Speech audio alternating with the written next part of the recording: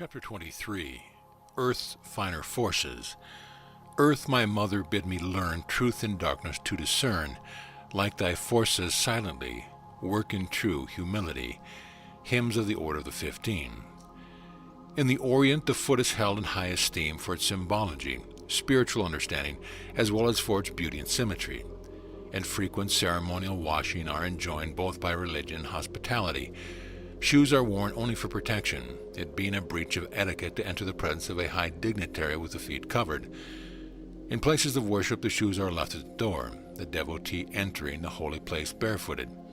Moreover, Oriental temples are seldom found with any floor but Mother Earth.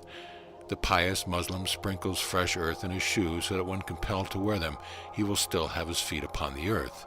For he knows that it is through the soles of the feet that the nourishing magnetism of Mother Earth enters the body to give life and health to her children. The yogis of the East go barefooted in compliance with this law, and their habit of sitting upon a mat of rushes spread upon the bare ground is to gain the valued aid of the earth forces in their spiritual development. The magnetic forces that enter at the feet pass out at the head, therefore the yogi covers his head with a silken turban. Silk, being a non-conductor, prevents the escape of the earth forces and stores them up in his body to be utilized for his further development. To wear silk upon the feet insulates the body from the earth forces and impedes the flow of the currents of your personal magnetism back to the earth in perfect equilibrium. As the magnetism is the force upon which obsessing or controlling entities feed, persons receiving communication from the astral world are frequently advised by their controls to wear silk upon the feet, thus interfering with the normal exchange of forces and storing up the personal magnetism for the use of the controlling entity. Naturally, such practices belong to the destructive method of psychic communion and hence are to be avoided. To obtain power and enter into close touch with your nature, it is desirable at certain times to put off your shoes, and after rubbing the feet with a little vegetable oil, walk barefooted while the dew is still upon the grass. While helpful and advisable, this practice is by no means the most important factor, for true spiritual development is the result of manifesting the Christ force in the heart, and all external forces are but secondary. Without the spiritual growth, no amount of magnetic forces can produce spirituality. Walking barefoot in the dew is practiced in many of the occult schools of the East, as well as by the barefoot friars of the Christian era. Very early in the morning, the earth is giving forth its magnetism most abundantly.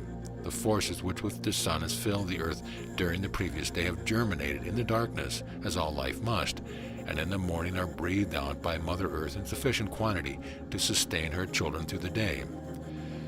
While the sun rules the day, and by its creative power causes all life to germinate, still it is only the masculine force, the father, and alone it cannot create.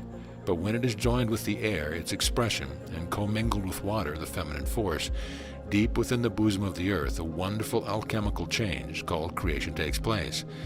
It is thus that moist earth, the mother, when fecundated by the sun, the father, expressing himself through air, brings forth. When the earth is parched and dry, the magnetic rays from the sun cannot penetrate it but are deflected and dissipated, so that instead of fecundating, they wither and burn the vegetation.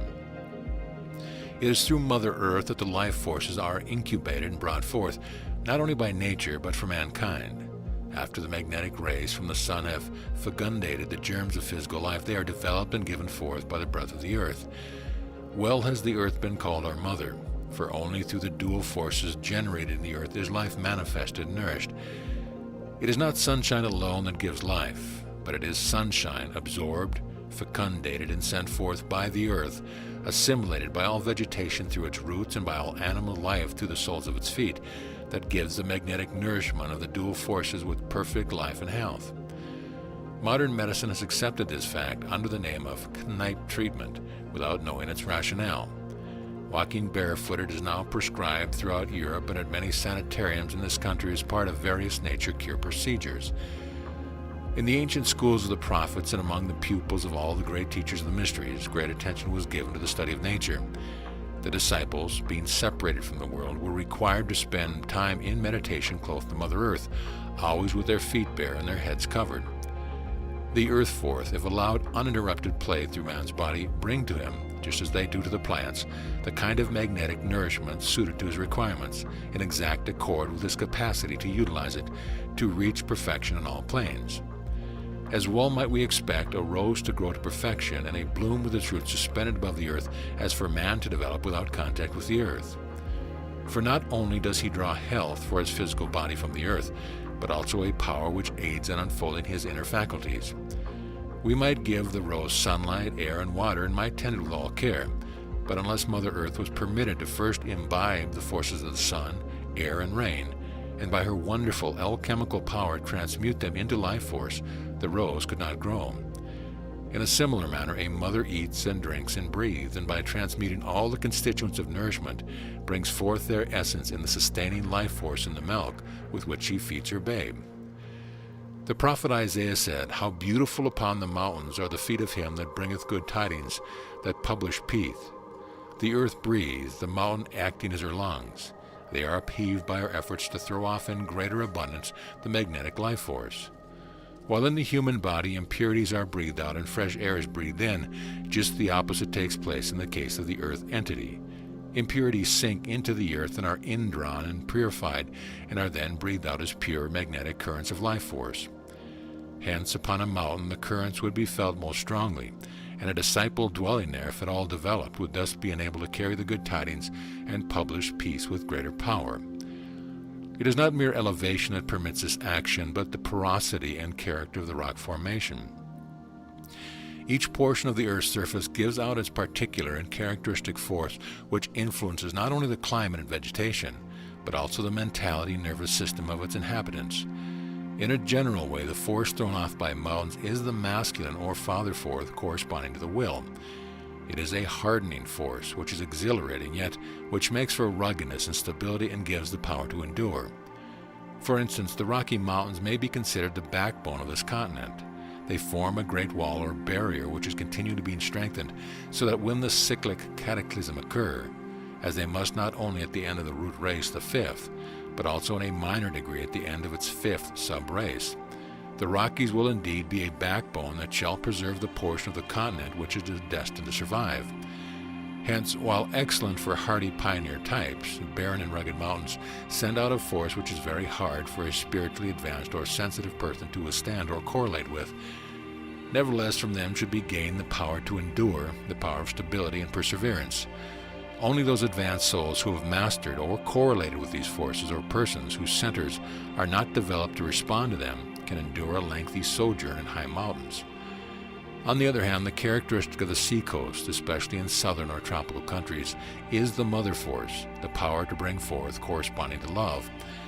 This force is typified by gentle moist breezes, fresh warm air, and golden sunshine. The characteristic of southern regions near the seacoast is growth, and just as they produce prolific vegetation, so will they tend to bring forth in the spiritual life. The dangers to be encountered and the trials to be met will also be characteristic of these regions. Instead of the over-exhilaration of the mountain regions, there will be a tendency to lassitude and languor, and to put forth little effort toward the spiritual life. Instead of the depression of rocks and barrenness, there will be the depressing influence of fogs, marshes, and excessive rainfall. The daily trials will be comparable to the many stinging insects, the prickly cactus, and other thorny forms of vegetation. Moreover, the weeds, or the pseudo-forms of occult or spiritual growth, will grow apace and tend to choke out the true seed. In the air from the mountains the father force predominates, while the air that sweeps across the sea gathers up the mother force, which has been purified by the action of the salt. Hence, from an occult standpoint, the most favorable outward conditions for spiritual growth should be found in regions where the breadth of the mountains meets that of the sea, and far enough south to avoid using up a large part of your life force overcoming the rigors of the climate. You may thus find an explanation of many of your trials in the character of the region you inhabit, for the inhabitants of a region are subject to the earth's karma in that region. But remember that wherever you find yourself, you are there because you need the lessons of just these conditions. And until you have mastered them and the law in a natural way takes you elsewhere, it is useless to try and escape them. For if you run away, they will meet you in other and perhaps more trying forms until conquered. Once understood what each factor is, your environment corresponds to symbolically in your personal life, and you have the key to its mastery. Just as nature conquers and overcomes all difficulties arising from the environment by adapting herself to them, so must you. Each region has special advantages which compensate in a measure for its drawback. The luxuriance of growth which is denied to a rugged climate is compensated for by the greater fragrance of its flowers, the superior flavor of its fruit, and the greater energy of its inhabitants. So if your spiritual growth seems hampered or dwarfed by an uncongenial environment, remember that you must compensate for this lack by giving forth greater perfume. If your conditions permit the development of many higher faculties and luxuriant spiritual growth, do not forget to send forth the subtle perfume of love and attractiveness for which no amount of mere growth, mere knowledge, mere intellectual attainment can ever compensate. The perfume will arise from your rose of life in proportion as you conquer the factors in your life which hold you back. When the angel of the Lord spake to Moses out of the burning bush, he said unto him, Put off thy shoes from off thy feet, for the place where thou standest is holy ground. While this might have a literal meaning in connection with the magnetic forces of that particular spot, it has an inner significance applicable to all disciples who can hear the angel of the Lord. It refers to an initiation. The bush is the same thing often spoken of as a tree, the tree of life, the tree of knowledge of good and evil, etc. The tree is the spinal cord, whose sap is the Kundalini force. It is the tree of life and death, until by conscious power this force is lifted up and made to function in the central canal of the spinal cord. Then it becomes the tree of life in the midst of the garden. To attempt to force the development of this power, or to strive to awaken it without a personal teacher who has mastered it, is to invite undreamed of disasters on all planes and in all bodies. It should develop only as a result of natural growth. The whole story is most simple if looked at as an allegory meant to symbolize an important initiation. We read that Moses kept the flock and led them into the desert. That is, he kept the flocks of thoughts, inherited tendencies, passions, and desires, the portion of goods delivered to him by his higher self to keep and control. And he led the flock to the backside of the desert and came to the mountain of God. As all students who have truly undertaken to lead and guide the flocks belonging to their lower personality can verify, the first effect of the attempt at control is to turn life into a lonesome desert. How often do we hear the student complain that this period of sadness and depression is as though he were forsaken and left alone in a forest? Just as the shepherd, alone in the desert, must fight off wild beasts, shield his flock from the elements, find pasturage for them, and keep them from straying, so the neophyte must fight the lonely battle with his lower personality in this desert of depression that seems to have enwrapped him. But when he reaches the darkest point, the backside of the desert, he finds the mountain of God. He can only reach this mount by fearlessly entering the desert and conquering its terror. Here the angel of the Lord appeared unto him in a flame of fire out of the midst of a bush, and he looked, and behold, the bush burned with fire, and the bush was not consumed. He had met with the realization of the fire of divine love. The Sun of Righteousness had illumined his heart. He had arisen and met the Lord. This point is reached when the pupil is able to hear the voice of the Master. When the Kundalini force has passed up through the spine and touched the pineal gland, opened the third eye, the disciple is able to see the glory of the Lord surrounding him. This is a physical effect which always accompanies spiritual illumination and is comparable to a fire which burns without consuming.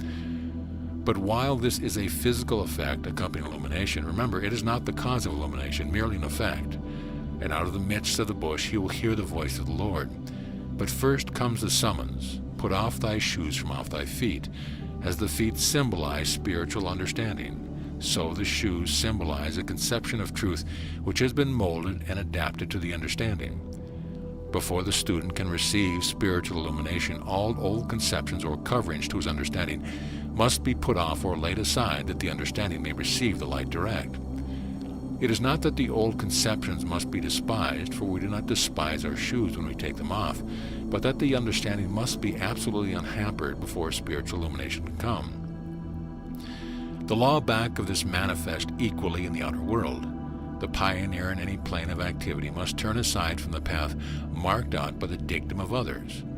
No doctor, scientist, or explorer ever makes a great discovery until he metaphorically puts off his shoes or drops the limitations imposed by authority and strikes out into the unknown, untrampled and free, even though he reached his starting point over a beaten pathway. When a disciple does this, he has reached a point where he can receive definite instructions from the Master and the operation of natural forces and how to control them and correlate with them in accord with the divine law of harmony is one of the first lessons given.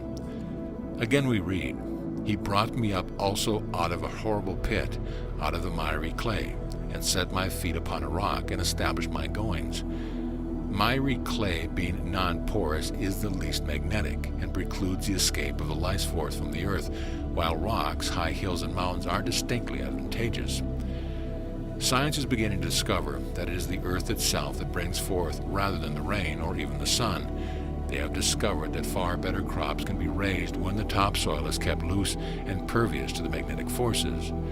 In reaching these results, however, it has not been fully understood the cause. The wonderful results secured in the arid land of the West without irrigation by the process called dry farming is only proof that Mother Earth holds within her bosom all the nourishment needed to bring forth to perfection, if she is given conditions under which she can absorb the father force and transmute it within her womb. In the process of dry farming, the ground is plowed deeply, the subsoil packed firmly, and surface pulverized and kept loose and porous by frequent harrowing. Phenomenal crops have been raised where the rainfall was slight and on ground considered for generations as arid and forever unproductive, owing to the impossibility of irrigation. Science, while obtaining results, has only partially solved the problem. It is not only because of this method conserves the little rain that falls, for that of itself would be inadequate to produce the wonderful crops obtained. It is because the loose, porous soil permits the absorption and outbreathing of the forces to go on uninterruptedly, and the vital forces from the sun, after being fecundated, can be sent forth freely and in abundance. Those who have never investigated this new process of farming will marvel at the result, for it is real magic, the magic of Mother Earth. It is the alchemy of the mother transmuting the sand of the desert into gold, golden grain for her children's sustenance. It is early in the morning, just before sunrise, that the magnetic forces are flowing most strongly upward. This upward flow gradually decreases until at high noon the forces are equalized and then begin to be indrawn again. The mother is drinking in the power of her Lord, the sun. Precisely the same action is taking place at noon between the earth and the sun as takes place at the time of union between man and woman. The sun, masculine, is giving, pouring out, and the earth, feminine, is receiving and drawing into her womb the force that shall fecundate and bring forth physical life. The very first step in practical occultism is acquiring a knowledge of how Mother Earth works her miracles, and by what means the divine creative force of the Father combines with and fructifies the force of the Mother, for as above, so below. Since at noon all the forces of nature and man are focused on the earth plane, it is wisest to have the principal meal of the day at noon, for then the physical forces can best transmute the food with the least drain upon or disturbance of the higher forces. From the above it is plain that the student should contact the earth whenever possible, but alas, this is not always feasible in crowded cities, for the pavements, in varying degrees according to their formation, are obstacles to the passage of earth forces. Also, the leakage from gas mains, electric conduits, sewers are all deterrents. The habits of civilization which demand the feet, created to be a natural absorber and transmitter of these forces, shall be encased in tight and pervious shoes, also prevents contact with these forces. Shoes are a necessity in a city, yet everyone should find time to stand barefooted on the earth for a few moments early in the morning.